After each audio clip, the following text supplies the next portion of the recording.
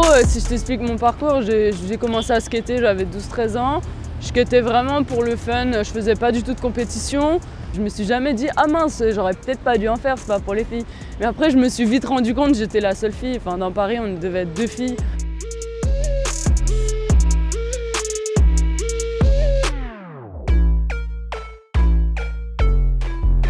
J'ai commencé à faire 1 ou 2 compétitions vers 18-19 ans, mais à côté de ça, en fait, j'ai continué. Je faisais du sport, du badminton en club, et je faisais des études. Donc, je suis allée en STAPS, j'ai fait une fac de sport. Après, j'ai continué en master et j'ai continué en doctorat. Donc, en fait, jusqu'à maintenant, j'étais occupée toute la semaine. Je faisais des études et je viens de finir ma thèse là, il y a 2 mois. Donc, jusqu'à maintenant, j'ai toujours travaillé et fait du skate uniquement le soir et le week-end. Là, c'est la première année, juste avant les Jeux, où je commence à en profiter et à faire ça tous les jours. Donc, je suis vraiment contente. Yo, ça va?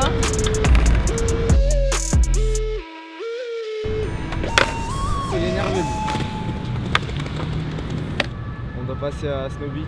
Ouais. Tu vois, dans d'autres sports, il y en a, ils se tirent dans les pattes pour passer devant l'autre ou quoi. Le skate, c'est vachement, tu vois, on fait des soirées tous ensemble. Il n'y a personne qui se prend la tête, tu vois. Ouais, c'est ça, t'encourages ton pote pour qu'il réussisse le contest. Alors que sa figure, elle est mieux que la tienne. Faut que ce soit, c'est ça, ouais. Faut qu'il y ait l'esprit famille qui reste. Les mecs qui sont contre les JO, il n'y a rien qui les empêche d'aller skater dans la rue et éteindre leur télé et fermer leur gueule aussi, quoi. Je dis n'importe quoi, mais tu peux te retrouver aux JO, c'est toujours l'exemple que je donne un peu. Tu te retrouves aux JO, tu gagnes les JO, le lendemain tu rentres chez toi, tu vas skater un trottoir, tu vois. Il n'y a rien qui t'empêche de faire ça. Plutôt le côté fédéré qui critique. Ouais, Parce mais que tu à la vois... base, le skate, c'est dans la rue, tu fais ce que tu veux. Et c'est pas quelqu'un qui va te dire tu dois faire ci, tu dois faire ça.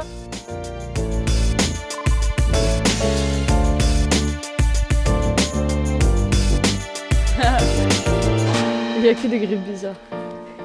Je trouve un bien.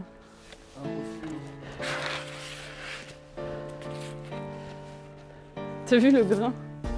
Ils sont bizarres. Au moment ils accrochent bien. Là ça va.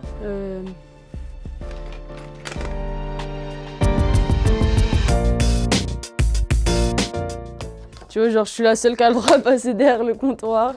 Et du coup, quand il y a des clients qui rentrent, ils me demandent 1000 trucs et je leur dis non mais je travaille pas ici. Ça fait longtemps que je viens ici, depuis que je suis petite, du coup ils me connaissent depuis très longtemps. Puis vu que j'ai progressé, j'ai fait un peu de compétition, j'étais visible sur la scène parisienne. Bah, du coup ils m'ont proposé de me sponsoriser, de rentrer dans le team en fait. En général, chaque shop a son team de skateurs qui, en fait c'est eux qui choisissent qui veulent sponsoriser.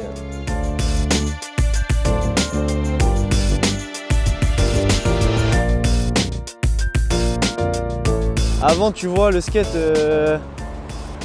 il y a des vidéos, ça sortait en cassette. Bon, après, c'est sorti en DVD, mais t'allais les voir dans les skate shops, etc. Et maintenant, tout va trop vite, en fait. Tu prends ton portable, tu peux regarder 5 vidéos de skate ou tu défiles Instagram, t'as tous les nouveaux tricks qui viennent de sortir. Et c'est comme ça aussi que ça évolue, mais tout va trop vite, en fait. T'as quelqu'un qui va apprendre un trick à l'autre bout de la planète. Il va le poster sur Instagram et 1 heure après, tu peux avoir le même tricks mais sur 10 marches en plus, tu vois. On va aller s'entraîner à Chelles. C'est là où moi je skate tous les jours et Joseph skate de temps en temps. Ouais.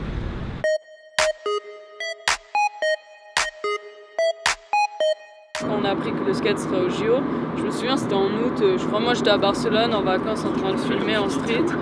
Et c'était peut-être juste, on l'a vu passer sur Instagram, sur les réseaux, on a fait bon bah ok. Et après, quelques mois après, bah, suite à nos résultats, en fait Joseph, je crois, il avait été plein de fois champion de France. Moi ça avait été le cas aussi, suite à nos résultats en compétition, bah, il y a Florent Baista qui est sélectionneur, il nous a appelé et proposé de faire partie de l'aventure, en fait, d'être dans la première équipe de France qui montait pour commencer à travailler en vue des JO. Du coup, on est 8 là sur la dernière sélection pour aller là jusqu'au JO de Tokyo. Pour l'instant, on est sur un circuit qualificatif. À chaque compétition, on marque des points et à la fin, ils vont sélectionner nos meilleurs résultats et faire un classement mondial. Il faudra être dans le top 20. La France, c'est le pays qui a créé la première équipe nationale, de toute façon. C'était le premier, ouais. On était les premiers. Ouais.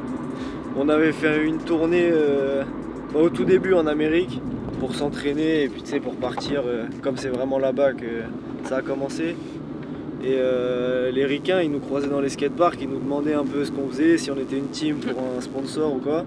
Et quand on leur disait qu'on était l'équipe de France pour les JO, ils hallucinaient, tu vois. Et eux, tout le monde a trouvé ça super cool, tu vois. Joseph, il avait pas Je l'ai encore jamais vu le bol. Il a l'air trop bien. Là, c'est mouillé, du coup, je peux pas le skater. Fallait venir hier. Mais ouais, il a l'air grave bien. Et je m'attendais à plus profond, tu vois. Genre en superficie, il est grand et il a l'air parfait. Mais je m'attendais à avoir des plus grosses rampes. Mais c'est bien, tu peux apprendre des trucs comme ça.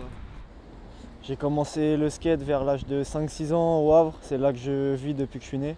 En gros, mon frère, il en faisait, mon grand frère. Et tu sais, c'est un peu le modèle quand t'es plus petit. Du coup, j'ai essayé de monter sur sa board. Et je sais pas, le feeling est passé direct. J'ai direct accroché. Et j'ai jamais arrêté après. Champion de France, je l'ai été 8 fois. J'ai été champion de France en street 6 fois si je me trompe pas, et 2 fois en ball. Et après j'ai été dans toutes les catégories. Quand j'étais petit en moins de 16, en 16-18 et en plus de 18.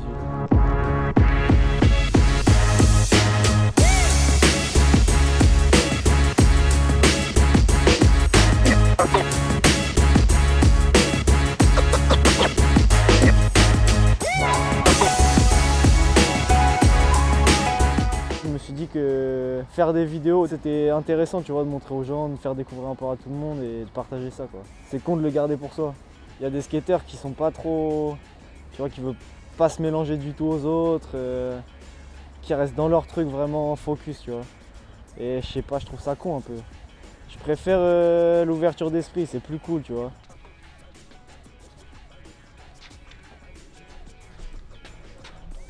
Venez, venez.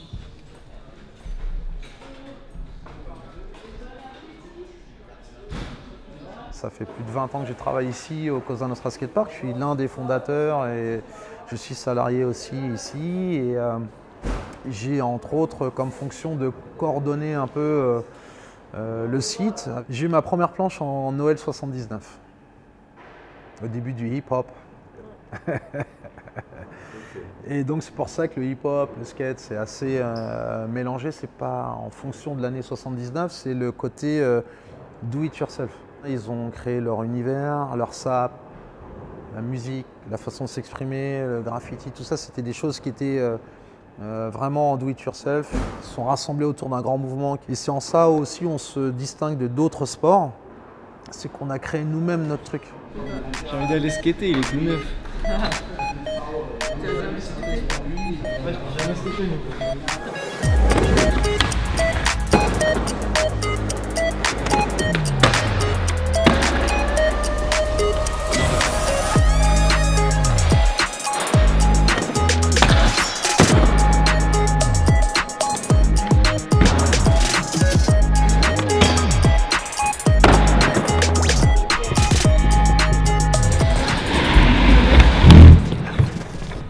toujours les hommes, ils font tout. Il gère le coach ou pas? Là, ça rigole plus. Non, il est nul, faut pas dire. Alors on met en place des scénarios, c'est des séquences de run.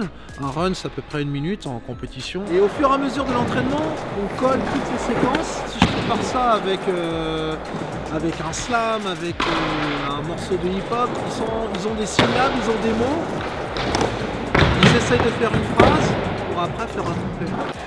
Et là dans le flow qu'ils ont, l'idée c'est de rapprocher les tricks le plus possible. J'ai mis mes écouteurs, vous m'avez saoulé. Qu'est-ce que t'écoutes? J'écoute Travis Scott là. Ah ouais? J'écoute Move bien sûr. Du bon son. Avant je mettais pas du tout de musique. Je suis dans un mood musique là. Un mood Travis Scott.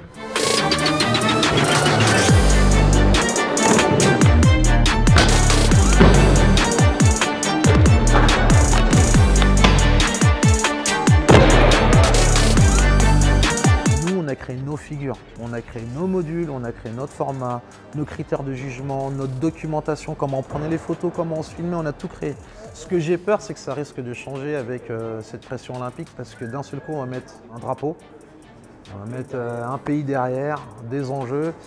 Et de skater avec ça sur les épaules, c'est autre chose que de skater même entre potes ou même entre personnes qui ne se connaissent pas, c'est autre chose. Move Radio, Hip Hop Nation.